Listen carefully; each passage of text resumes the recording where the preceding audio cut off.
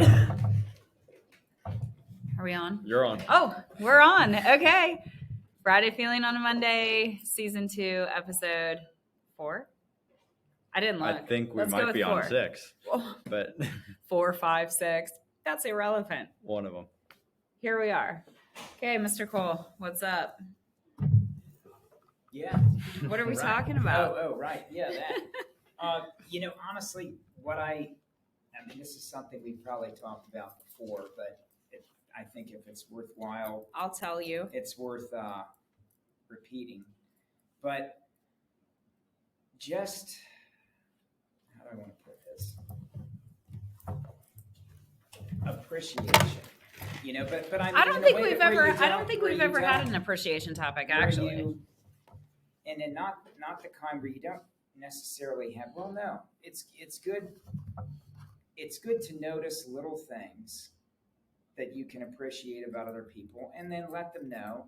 Sometimes you don't even have to always let them know verbally, but you can just acknowledge them with your attention. Because I think if you give that positive attention, that's what people are looking for.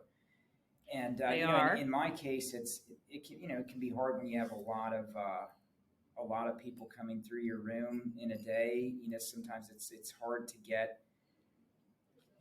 My goal, that's one of my goals this year, is actually to have an interaction of appreciation, something that I can see that's good, that, hey, that's really worthwhile, that's helping everybody out, with every student at least once over the course of the year, which that's going to be hard to achieve. I think that is that's an incredible goal, because unlike me, that's easy for me because I get you guys back year after year after year. And there are certain kids, Mr. Cole and I have said this, you probably have never heard us say this, but depending on the personality type, it's a lot easier to get to know some of you as opposed to others. Some people are just naturally more introverted and really quiet. It's taken me to French 4 to sometimes see and draw out a personality and to really get something out of somebody. Yeah. That I never would have known. I mean, I'm thinking off the top of my head, five cases of this last year, and I thought, wow, what would my life have been if I hadn't had them for that 4th year, and it took that long. And sometimes I feel guilty in the classroom because the kids take my attention who are naturally more extroverted and are engaging back with me, right? Because that classroom engagement, student teacher, goes both ways. Right. So of course I'm going to be more apt to engage when somebody is open and willing. And yeah, and it is so important to us here that we truly know all of you. Yeah, and like one of the things is there's some people who are like, I was a very introverted person freshman year, and I've become I've become more extroverted over the years. And there's just some people who like go unnoticed. They're probably one of the best people who's ever existed, who could make the biggest difference, are too quiet to say anything, or just don't really have a very extroverted personality. So like, right, they're going to get looked over. You have to get to know those people, and it's hard because they don't really want to talk about themselves they're not as extroverted. And I have a hard time talking with introverted people. It's just one of the things that I'm bad at. But like, some people are just incredible, but you have to get to know them before you can see that in them. Yeah. Yes, and then kind of a sidebar to that is you never know how someone is. Somebody can be sitting there and you feel like they're, maybe they don't engage directly, but you don't know what's going on inside the head, right? So they could be taking it in and have a really interesting perspective, and you're not going to necessarily see that. It's just sort of, again, kind of reading the room and tuning into that. Mr. Cole and I have said multiple times, and maybe I've even said this, because when I'm uncomfortable, one of my default defense mechanisms, I just start laughing. Mm-hmm. and I'll have to tell you what I'm feeling awkward about because it makes me oddly feel more comfortable. But I've had those times, where I'm standing up and I'm thinking, oh my God, is everyone looking at me because I'm the absolute worst right now? And they are hating this class. I'm boring them to death. Right. They can't stand it. Right. And usually that's not the case, but it is. It's sometimes it can be very hard to read your audience. Mm-hmm. And so then if you can keep yourself in a default mode of appreciating all of the little things that are going on around you, then that takes you out of the kind of the self-judgment or whatever. You're just happy to be where you are in the moment. And that's the thing. Like, there are going to be highs, there are going to be lows. There are going to be days that are just sort of like you're just there. But as long as you're finding little things to be happy about, sometimes you'll be really stoked. Other times it's just kind of like, I'm neutral, but neutral can be good. It's just finding the little things, that just make you feel good.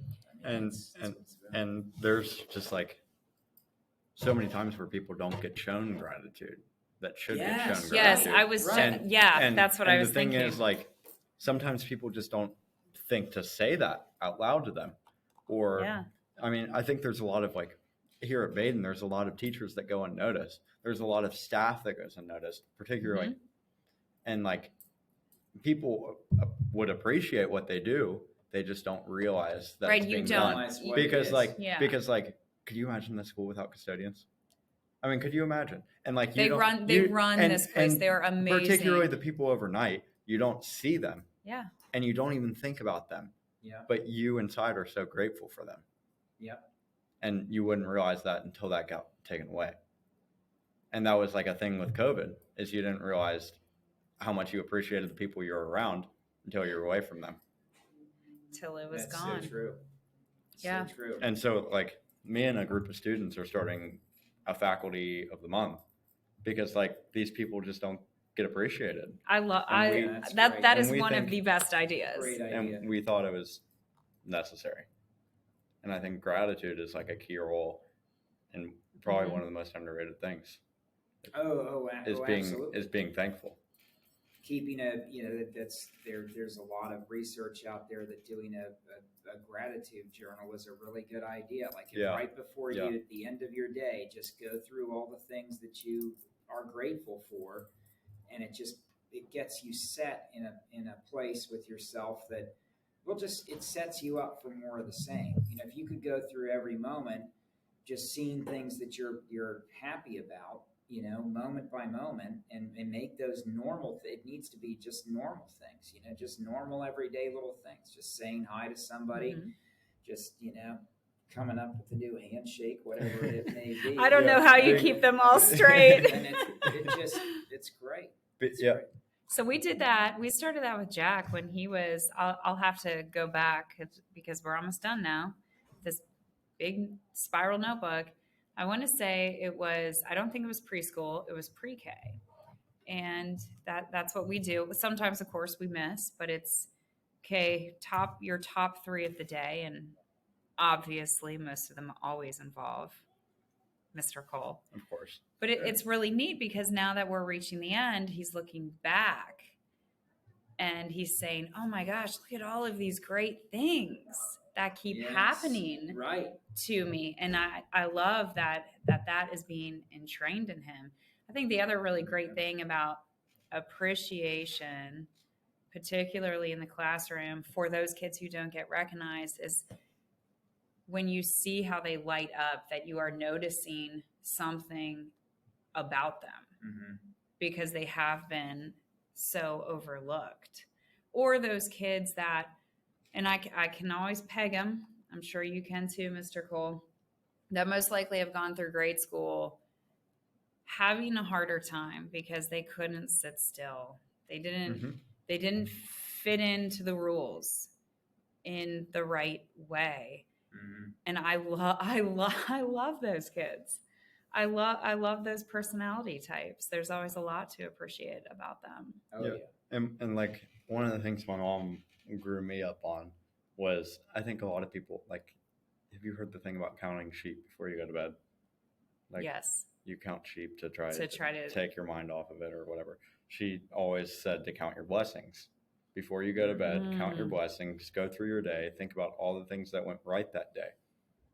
And when you think of every single thing that went right, there's a lot more of the things that went right than the things that went wrong. Than wrong. Yeah, it's interesting because I found that it's that negative voice.